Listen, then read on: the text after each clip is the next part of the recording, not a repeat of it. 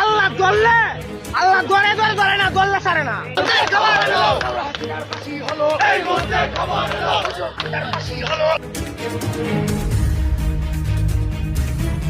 আজকের এই রায়ের মধ্য দিয়ে বাংলাদেশে বিচারের সংস্কৃতি শুরু হয়েছে। শেখ হাসিনাকে ইন্টারপোলের মাধ্যমে ফিরিয়ে এনে অতি দ্রুত রায় কার্যকর করতে হবে।